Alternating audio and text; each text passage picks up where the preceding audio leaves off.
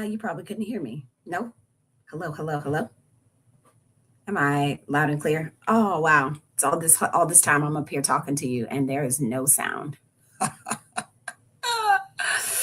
Good morning. I'm Jackie Glass, Mama, Navy vet, certified doer, the list of legislator for the House of Delegates, 93rd District. Honored to serve. Grateful to be here with you today.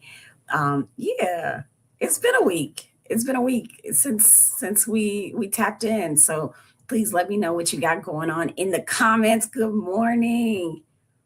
Good morning. Good morning. Good morning. It is. I can't even tell you how incredible it is to be uh, in the place to be with you all. I want to make sure that we take some time today. I got a lot, but I want you to drop your things in the comments. Ari, please let me know how your event went.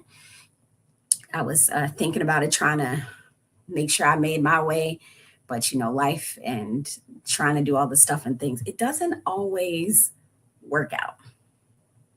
It doesn't always work out the way that I want it to. We'll say that. Um, yeah. We'll say that. It doesn't always work out the way that I want it to. So I want to this morning, I'm pulling up my notes because I was, going through it.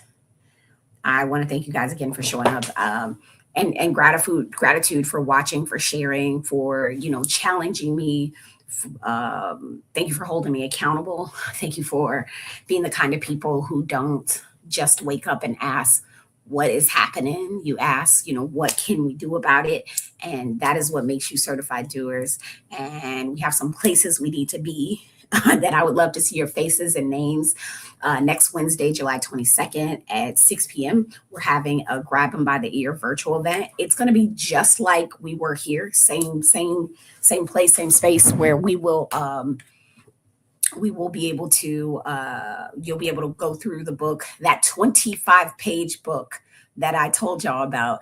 That is, the link is in my bio. It ain't asking a whole lot of you. Just take the time, right? 25, or just join us. I'm trying to do a better job. I'm trying to oops. I'm trying to do a better job of speaking in my regular voice because I've been told I'm doing so much damage to my vocal cords for trying to give you guys an elevated voice. So I'm going to do my best to speak in my normal voice, which there's a whole story behind. What maybe one day I'll do a whole morning do about how I spent the vast majority of my life trying to change my voice because of sexual harassment, all kinds of stuff. Good morning, Diva. Good morning, James. Mr. James, look, I called you James. I always do this to you, David James. But July 22nd, 6 p.m., Grab 'em by the Ear. I'm going to be joined by Delegate Nicole Cole, who represents the 66th District, and we're going to talk a little bit about the book. We have a huge assignment right now, y'all. How do we make politicians do what we want? And we want to just give you some insight of what has worked to move us, and what we think might be good ways for you to move the politicians that you want to move. So join us. Next week we'll be live. We'll be live here. Okay. Same avenues: Substack, Twitch, Instagram, Facebook, LinkedIn as well. Some of y'all came to the in-person event, and I thought it was absolutely wonderful. Now, would you bring somebody virtually? Bring your cousin, bring your civic league, bring that friend who always has a policy opinion, but may not vote. So this is your chance to make it up if you're one of the folks that missed it. Look, there's no shame. Democracy also has some office hours, I guess. So we want to get you in there. Then the big event, which you guys need to go register for. Go to the link in my bio. Go to Eventbrite. August 8th, we're having Summer School for Certified Doers. It is going to be at ODU, Webb University Center, room 1309. That's the Student Senate space. 9 to 3 p.m. Doors open at 8:30. We're going to break down how Virginia government actually works, how an idea goes from legislation, how you can effectively advocate, and how you can move from somebody who is from the idea that somebody ought to do something to here's the policy, here's the program, here's the language, and here's the coalition to get it done. At about 1:30, 2 o'clock, we'll have our policy pitch contest. So let's say you know all the stuff and things, but you want to sign up and be there for our pitch contest. Come on, bring your policy. We'll have other folks there. It's like Shark Tank, but for policy. So we would love to have you there because your idea doesn't have to like arrive wearing this three-piece suit. You can just bring it in your notes app, right? Bring your idea that you wrote on a napkin. Bring that thing that has been bothering you for 5 years. And also bring a problem that everybody keeps discussing and nobody's converted into a plan. All ages are welcome. We've had 4-year-olds in the rooms. Kids are welcome. The only thing that is required to show up for summer school is curiosity. But I need you to know that seating is also limited. So sign up. Yeah, sign up. Okay. If you got questions or you got events and stuff, please drop them in the comments. It's your time. Don't forget that. Love having you here. Appreciate you being here. Now let's get into the nitty gritty. All right, let's get down into it. I want to be candid with you all. I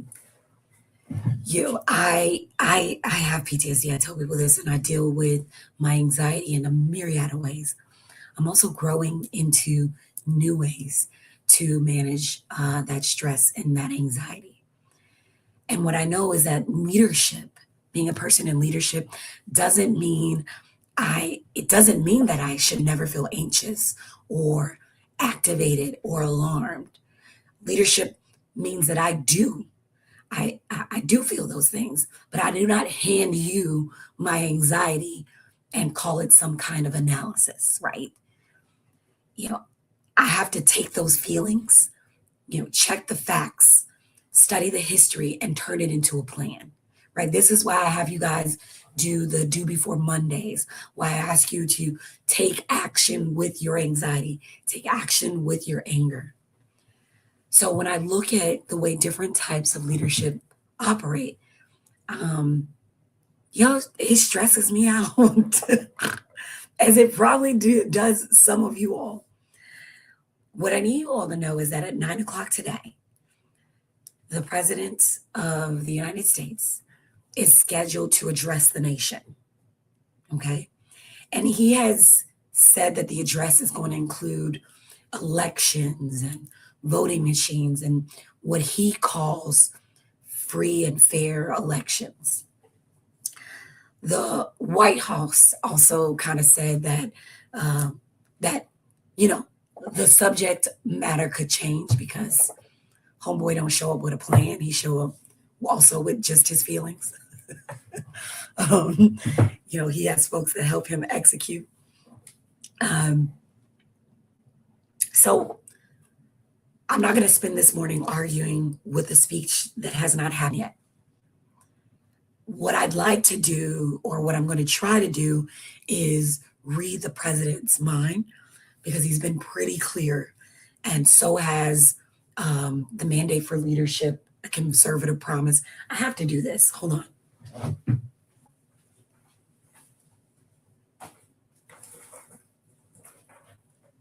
Y'all, I am still studying and looking at this, right? This is what you would call Project 2025. It is called the Mandate for Leadership, the Conservative Promise. And much of the work here is televised. Much of what we know and see has been, telegraphed it. And again, I want us to go into the habit of being students of history. I'm going to try to read his mind. That is, not I'm going to. I'm not going to try to read his mind. I'm going to take in what has been telegraphed. But what he says is above my pay grade. I don't want to say this. It's above my pay grade, but below my peace. So instead, what I want to give you sort of a ruler by which to measure whatever is going to be said tonight. Because free and fair, I don't see it as a slogan. It is a standard by which American democracy has prided itself on working towards, right? This is the thing. Have we had people intervene and try to take that free and fair away? Absolutely. But it is a standard. And when I think about free elections, I think it means eligible people can participate in elections without coercion or intimidation. It means that candidates can genuinely compete, that election workers can do their jobs, journalists, specifically journalists and advocates and citizens can ask questions without becoming targets. That is free elections. And when I think about fair, and I hate saying that because that F word is one my father never really allowed me to use. When I think about a fair election, it means that the rules are already known. The referees are neutral in a way.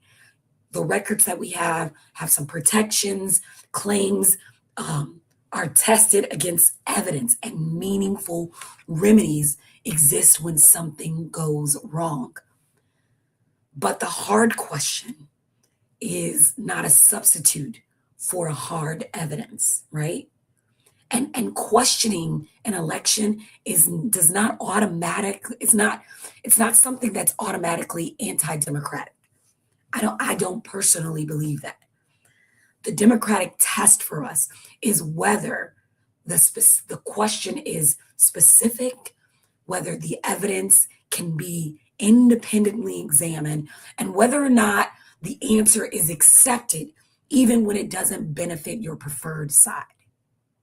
So democracy cannot mean this constitutional democratic republic that we're in. It cannot mean that the election was fair because I won and fraudulent because I lost.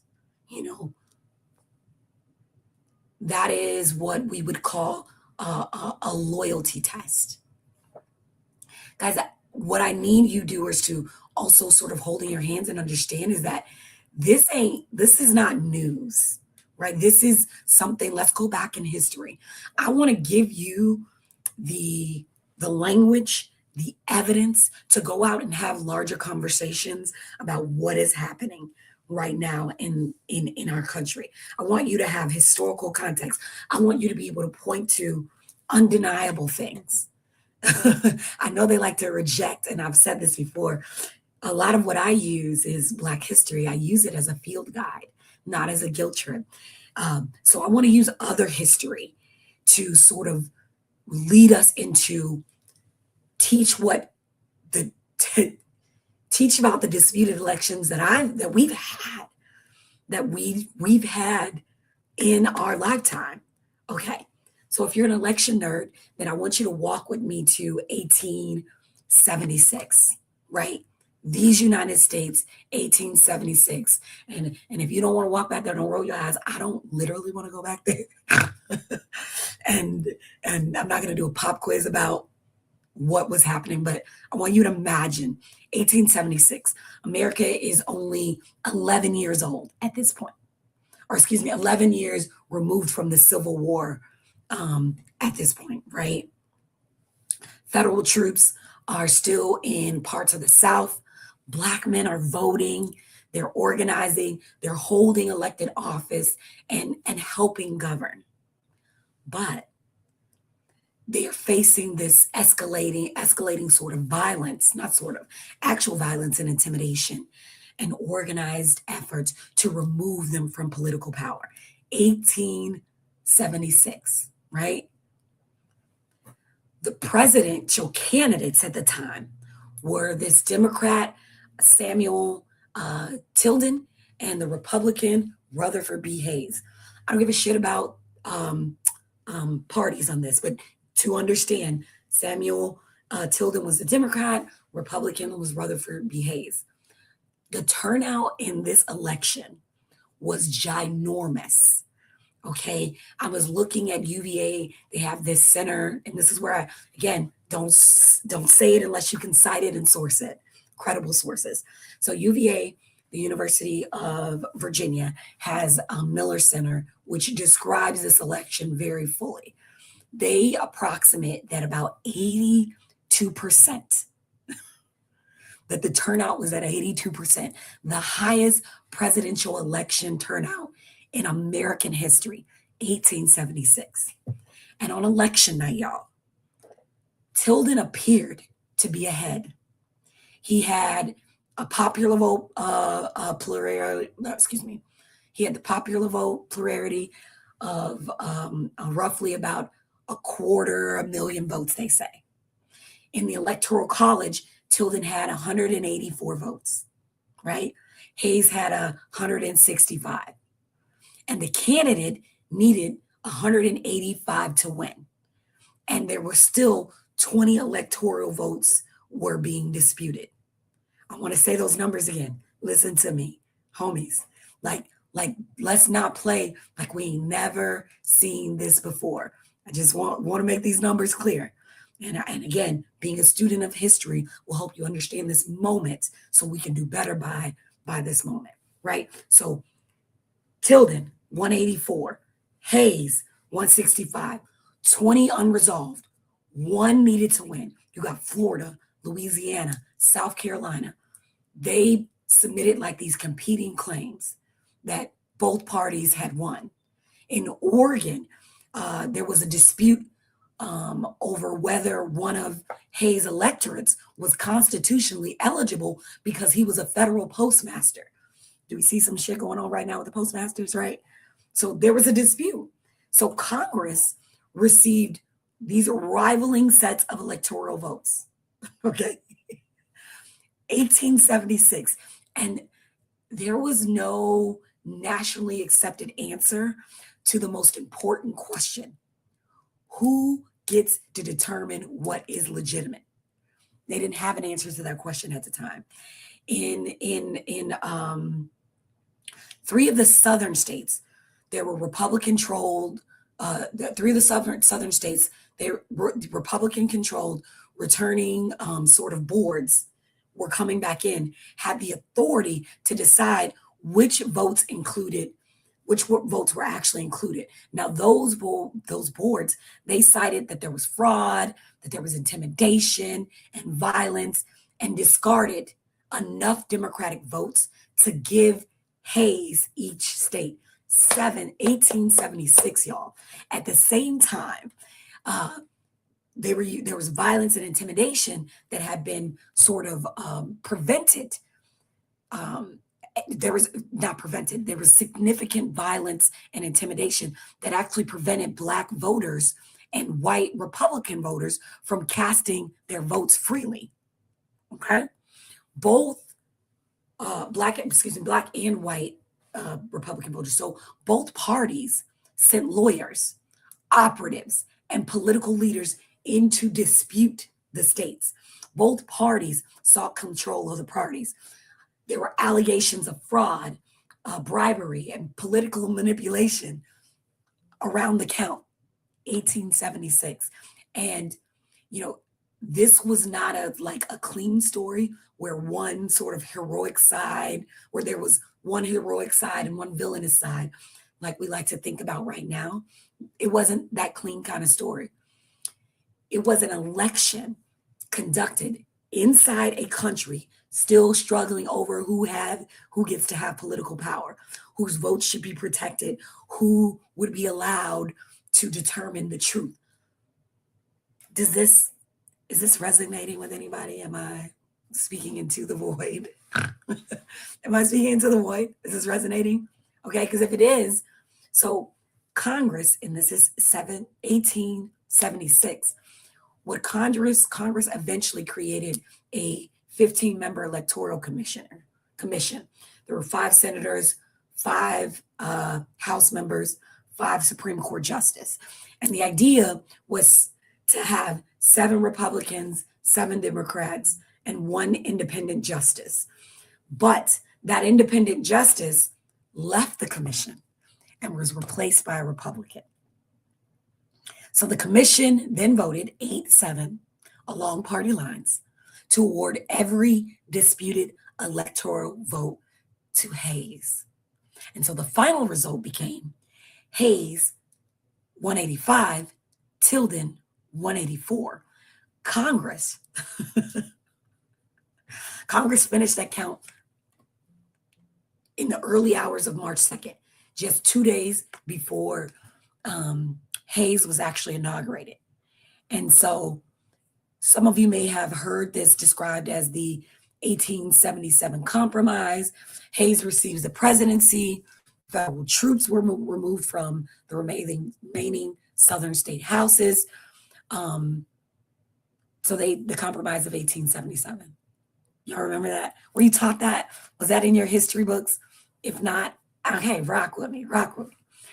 So here's the careful way to teach it. What historians did, because I will always say that history belongs to those who can pay for it, who gets to pay to make the books, who gets to pay. We, community, have a responsibility to teach it. These lived experience in truth. Historians typically debate over whether there was one formal or explicit bargain in which everybody sat around a table and exchanged those exact promises, because we don't know. But the political result that we live with is not in dispute. Hayes became president. Federal troops were withdrawn from the remaining state houses, and the national government's willingness to protect Black political participation rapidly was snatched back. It receded. But Black Americans paid a sort of longer price through these decades of disenfranchisement, of violence, of exclusion, and denial of equal political power. That is why I am not simply trying to help you understand 1876 as this electoral college trivia question. 1876 was not a story about voters failing to choose. It is a story about a country failing to agree on who had the authority to count the choice, right? Who had the authority? And so here's the part I feel like you and I need to be able to teach back to other people. An election depends on 4 things beyond election day. 4 things: the rules, the referees, the records, and the remedies, right? So the rules, the referee, the records, and the remedies. The rules are going to tell us what happens. The referees are going to administer those rules. The records provide the evidence. The remedies correct the wrongdoing. And when any one of those is captured, corrupted, or stripped from public legitimacy, the ballot becomes weaker. Now, we are not still operating under the precise legal uncertainty of 1876. Congress, they passed the Electoral Count Act, and I believe it was that following year in 1880, not following year, in 1887, about 10 years later, in 1887, they passed the Electoral Count Act. And after there was a crisis surrounding the 2020 election, enacted the Electoral Count Reform in 2022. That law clarified the state and federal processes, and it confirmed that the vice president, we had to confirm this, the vice president presides in a ministerial capacity, and it created in sort of an expedited path for uncertain court disputes. You can go to the National Archives, you can read the records there. I can drop it in the chat, but I need you to know this, right? I need us to not be ignorant. So what history is telling us, or forgive me, what history is not telling us is the exact same event is about to happen. History is not telling us that. History is trying to inform us of something way more useful than that. Lean in with me, doers, right? It is trying to tell us when there is ambiguity, and ambiguity is met with partisan pressure, somebody will try to occupy that gap, right? When you've got uncertainty, lack of clarity, and it is met with partisan pressure, somebody's going to fill the gap. And usually the people with the least protections end up somewhere in the fine print of it all. I want us to look beyond these United States too, because what I also find doesn't happen is we don't necessarily look at what has transpired in other countries, right? What transpired in other countries. I love this. David James Glass says, I'm reading the wiki as you're telling the story, and I cannot help but think how often we repeat history. Yeah, my guy. I hope I'm not, am I right? Like, how often we repeat history. That's the thing. And that's why I said this moment is telling us something way more than history repeating itself. Like we can look at look beyond the United States.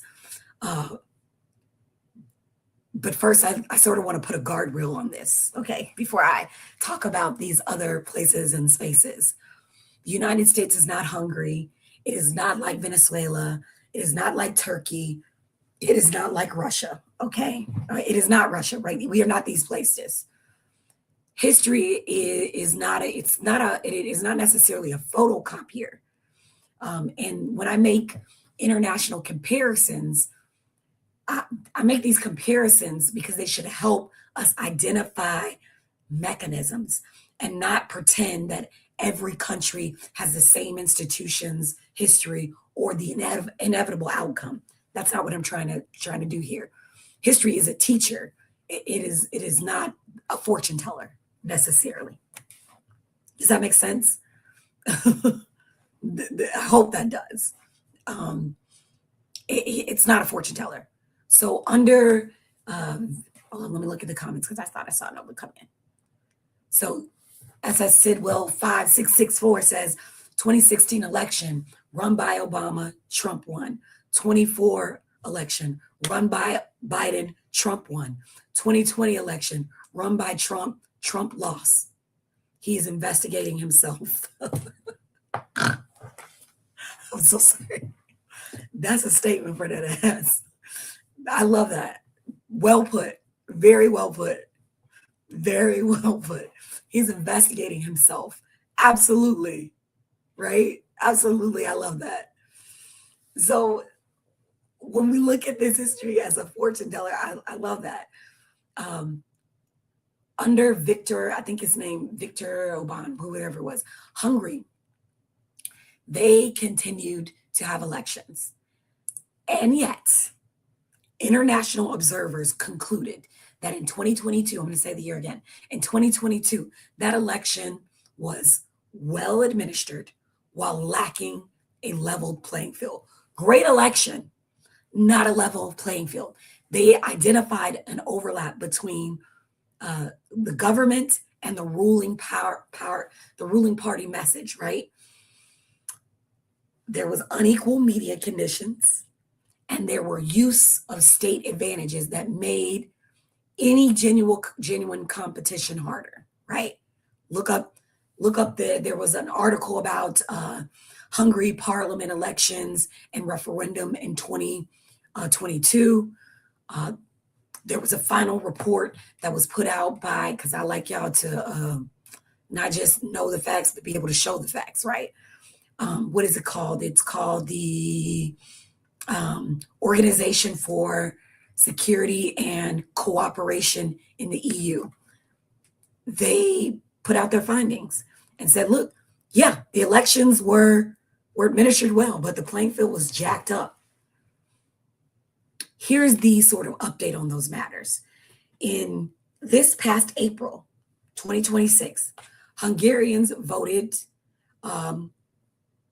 it's Orban's, I think Orban's party, they voted them out of power after 16 years, right? There were international observers still found that the ruling party had structural advantage and that the independent media operated at a disadvantage and the playing field was still unequal. But they also found that there was genuine political choice, that there was extraordinary participation, and that an orderly election day, and there was an orderly election day, and it was largely transparent. The counting was. What Hungary says is that the field can be tilted, but tilted isn't necessarily a permanent thing. When we look at organization, participation, credible vote counting, people, they refuse to surrender their political agency. And that still was relevant. It still mattered. It still was important. You look at Venezuela. This is recent history, y'all. And I've talked about this. Venezuela in 2026 had a presidential election. The Carter Center, they concluded that the process didn't meet the international standards. The National Election Authority didn't even release the details of like the polling place results. The opposition candidates face these arbitrary restrictions. Government resources benefited the incumbent. I've seen this in local elections, like right here in Norfolk, right? Like, do you know what I mean? Like these things have happened. Benefit an incumbent, an electoral institution. It itself was viewed as bias. So voting remained on the calendar, but all of these conditions surrounding it prevented the result from being independently verified. Turkey had an election in 20, and I need you guys to hold this in hand because we are not these countries, but we can learn something from them. Turkey's election in 2023, right?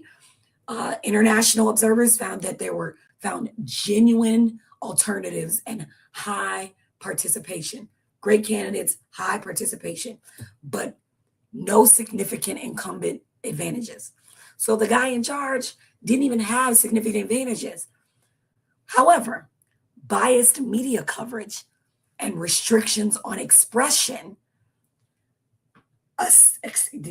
expression on people's ability to assemble and opposition activity were apparent, right? Great elections, but we're going to take the media and we're going to make sure that you can't say what you need to say. And we're going to not let you show up and call you terrorist. And if you show up against as opposition, goddamn Russia, elections, they still have elections, but Russia declined to let international observers come in for their 2024 presidential elections. So they denied these voters and institution this independent assessment of what is considered an already shrinking democratic space. Again, those countries are not identical. Their governments are not identical. Their elections are not equally restrictive. But when you like put all that together, they can teach us that voting can remain present while the conditions that give voting meaning are still weakened. That is the part that people often I think miss, is that we can still be voting, but the conditions, authoritarianism, excuse me, it does not always sort of show up by somebody announcing it because you hear people saying it on the movie, on the news. I said on the movie. Or somebody just saying, it doesn't show up because somebody's like, we're canceling voting, right? Democracy doesn't get a notice that says we're going to start authoritarianism at 9 p.m. today. Sometimes it is this thing that shows up in our lives as exception, and then another exception, and then emergency power, and then a loyalty requirement, and on top of coupled with a rule that only seems to apply to one side. And then you get independent workers that all of a sudden are enemies of the state. Judges become corrupt. Whatever whenever they rule what is considered the wrong way, journalists become dangerous or nasty whenever they report inconvenient facts. And public servants, which I worry about for myself, learn that professional independence can cost them their jobs, their safety, and their reputation. Look at what happened in Minnesota. So I need us as doers to start asking questions that sort of tell us whether an election is actually meaningfully clear and free and fair, right? Yeah, I'm going to the chat for you all, and I'll give you the questions, but I see the chat sort of talking. A hungry election 2026 midterms. Yep. 2028 need to be too big, too big to rig. Register. Yep. Register the vote. It matters. It does. Yep. Even North Korea has elections. Say that for the people in the back. Even North Korea has elections that are tilted for Kim Jong-un's favor. Okay. Belarus had 2020 elections, ultra rigged, right? Like, I want us to be clear. And I love Chosen. The Chosen show says, while voting is important, the immediate concern is who we are voting for. That is also true. All of these things can be true. The question that we have a responsibility, and I believe that the folks that I work with, the leadership that I've had since being elected, has been very clear that they want to answer these questions in a way that is free and fair. Can the questions, can eligible people participate? Can genuine opponents compete? Can voters receive independent information? Can these neutral officials count, preserve, and explain the evidence? And can courts and other institutions provide a meaningful remedy? So a country can keep an election day while gradually weakening every single day around it. And that is what I think we must learn from history, and why it's so urgent in this moment. And when I hear our president say, we're going to talk about free and fair elections, something I don't think he knows anything about, unless it is tilted in his favor. So we'll bring it back home, right? After that 2020 election, federal and state officials investigated numerous claims concerning whether it was voting systems and foreign manipulation. The Department of Justice, Homeland Security, they all reported and found no evidence of foreign government manipulation. This is the findings. Election results, or no compromise. They didn't compromise the integrity of the election infrastructure. Georgia went on, and Georgia is so important in this. Georgia conducted a full manual tally of every presidential ballot because the race was so close. That hand count confirmed the original machine count identified the correct winner.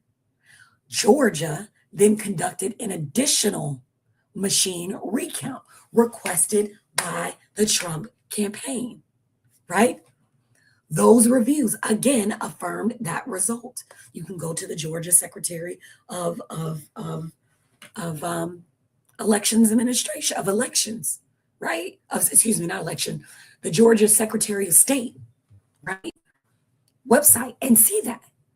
So the specific allegations involving supposed hidden suitcases of ballots in Fulton County was reviewed by Georgia investigators, by the Georgia Bureau of Investigations and the FBI.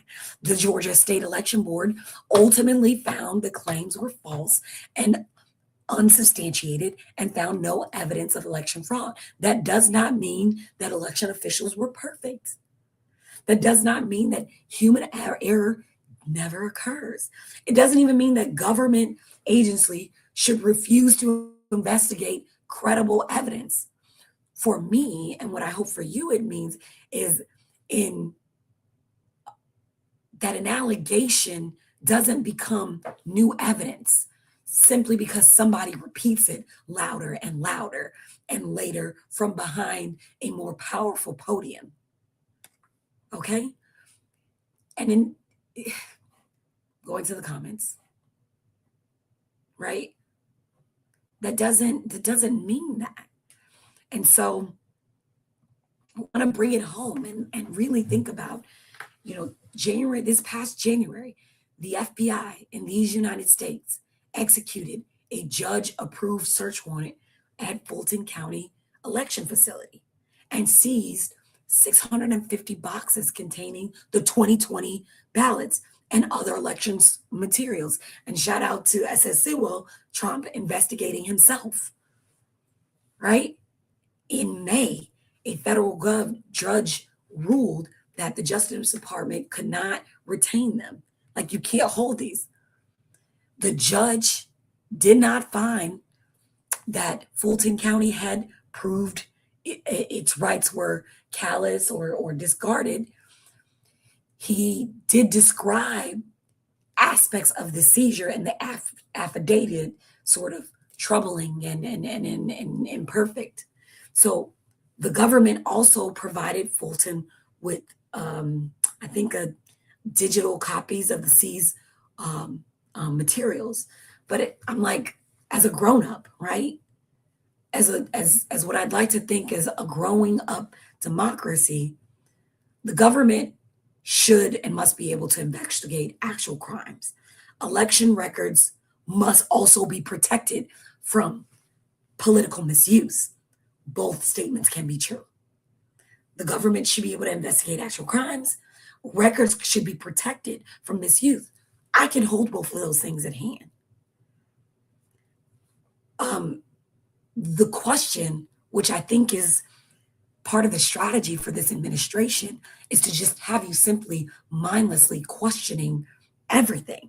So the question cannot simply be, do I trust the FBI or do I trust Fulton County? The question in these instances, what history has told us, should be, what process would I accept if every party label, if every party label were reversed? What process would I accept? Was the legal authority valid? Was the scope specific? Were original records actually necessary for what they were trying to do? Were the copies preserved? Was the chain of custody documented? Could we be in a place where ongoing election operations and litigations continue? Again, we're leading with curiosity. Was there a timely opportunity for judicial review? Who communicated and verified this information to you, to the public?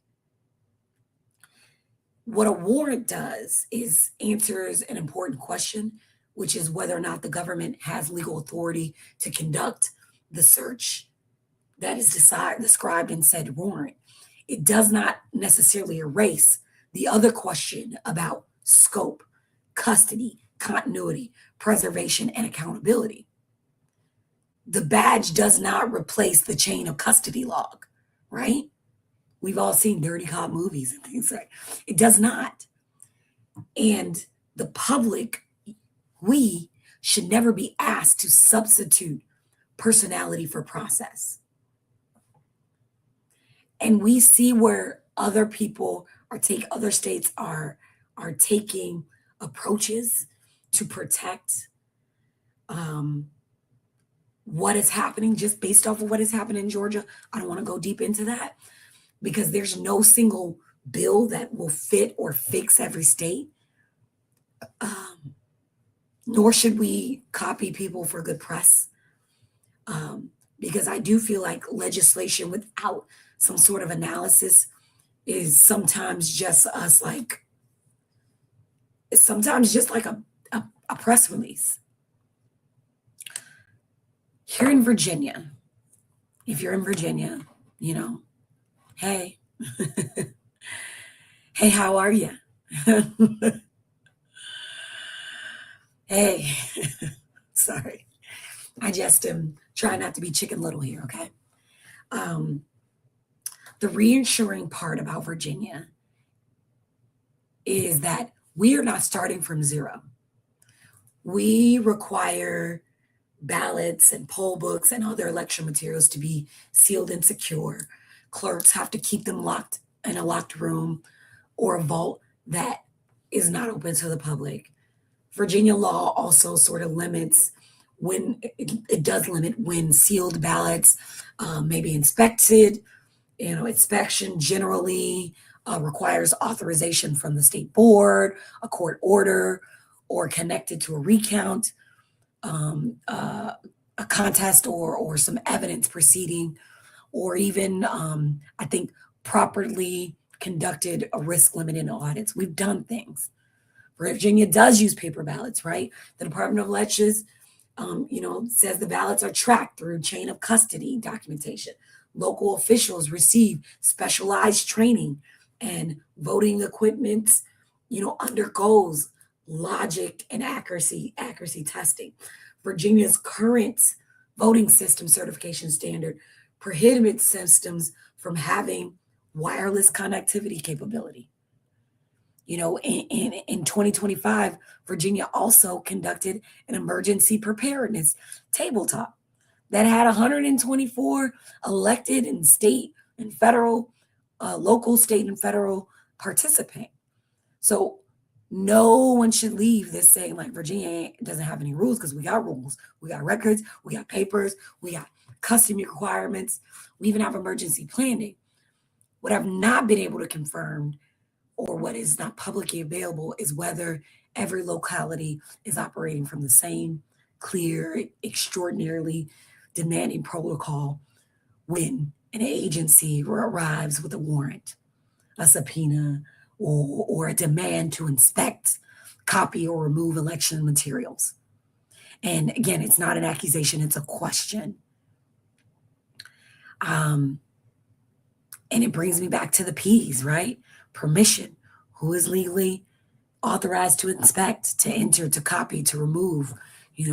What, who has to be notified? Registrar, circuit court, local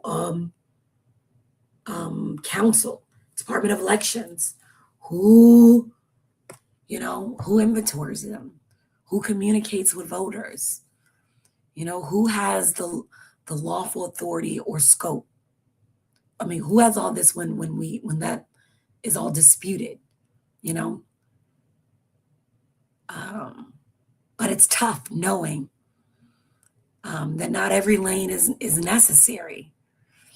But I know that every locality should know a route before, and that those folks show up at the door. It's frustrating.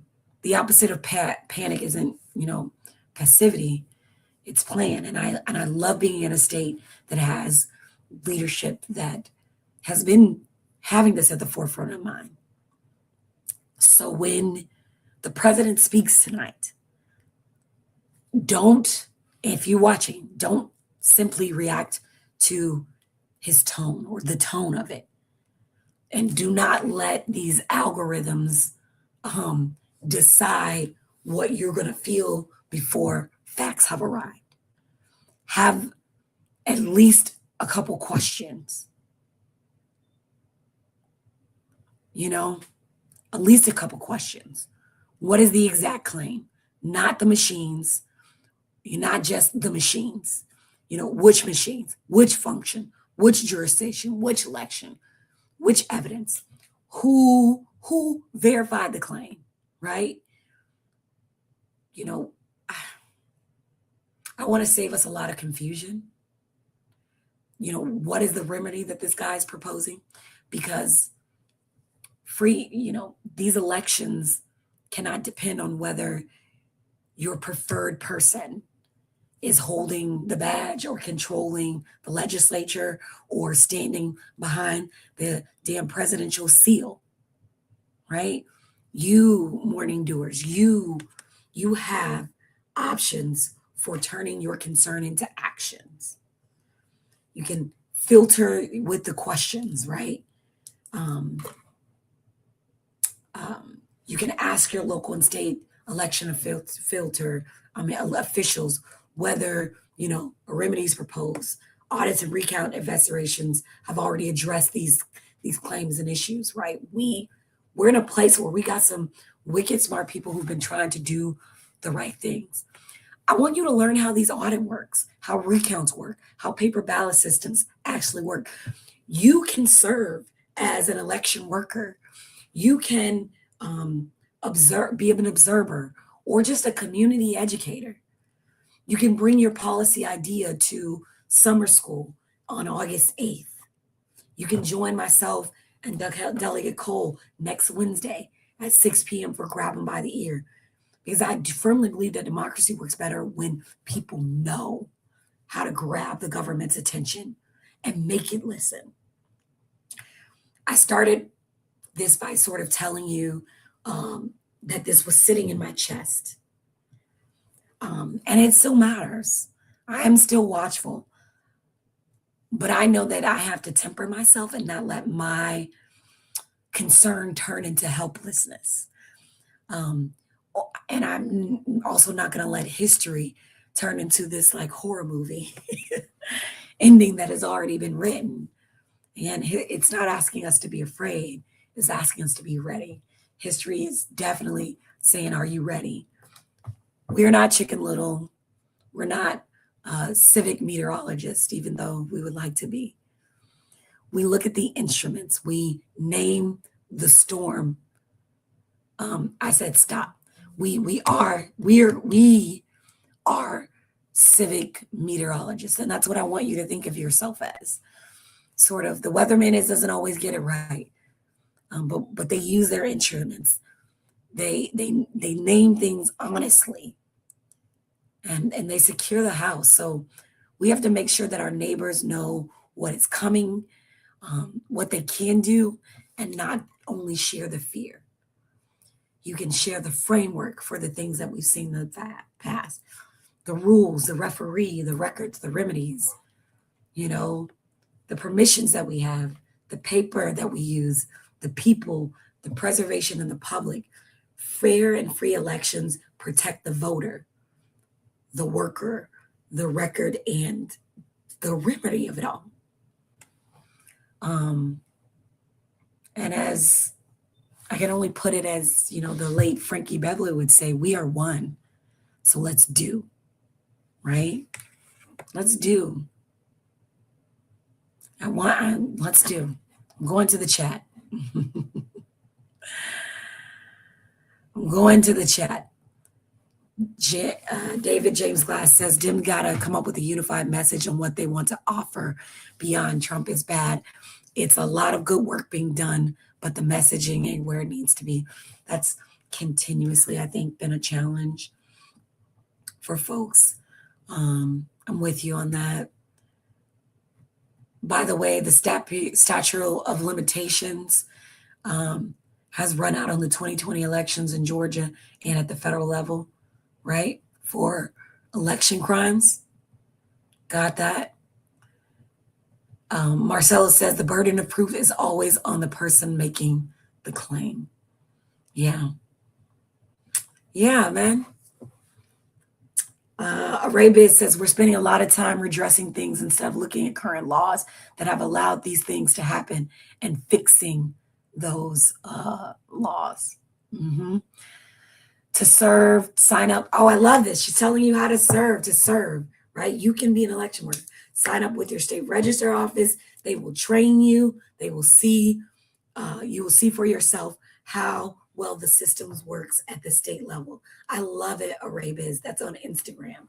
So you can't see those comments, but I'm gonna add this to the stage. Let this be a reminder, right? Start off talking about the election of 1876. Let this election be a reminder, okay? Like, this is not new, right? This is not new stuff. But it is a new opportunity for us with the things that we know and we understand to know and do better. I'm here for it. I'm with you. I want to be able to know and do better with you as well.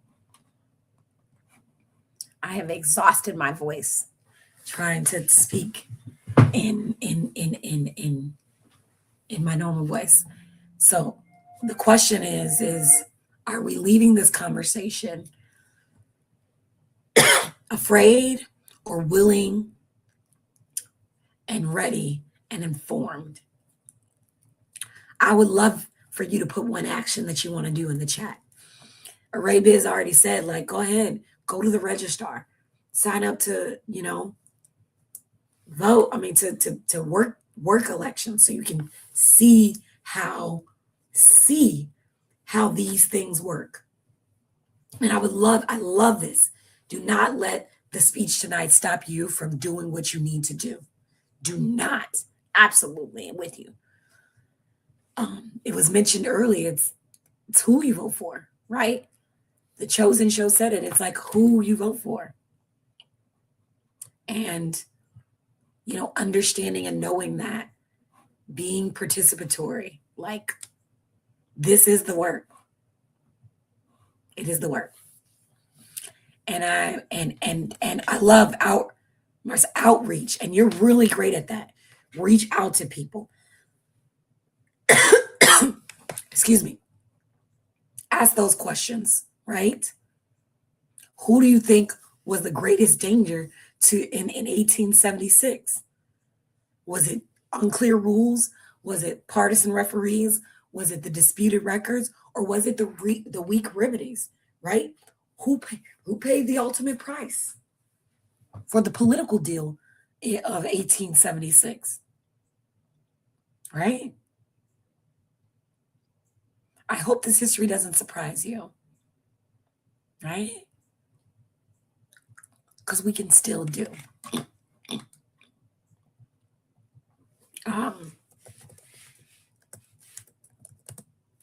Yeah, we can still do.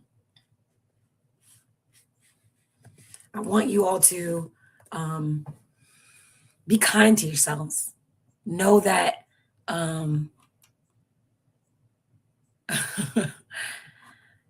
that these are just teachers. They are not death sentences. They are not the ending of our movie. I love this. Oddly enough, David James says, Tilden won the popular vote. How accurate that was, who knows? Yeah, who knows how accurate that was. That's why I said we have to ask ourselves.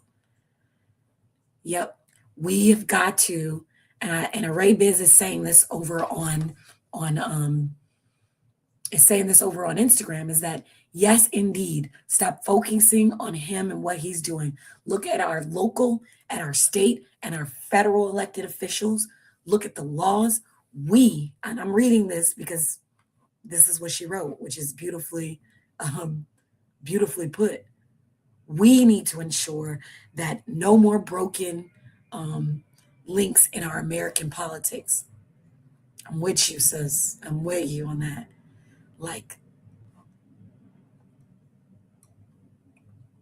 yeah, this is where we are.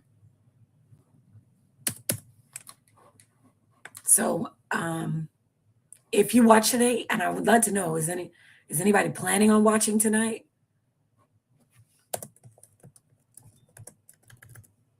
No? I have a civic league tonight, so I will be at a civic league. Hopefully I will be out of that civic league by the time this speech starts. But I want to leave you all with this. Okay. I genuinely want to leave you with this because it's 4 minutes after 8. Yes, lift your voice and lift other voices. Love it.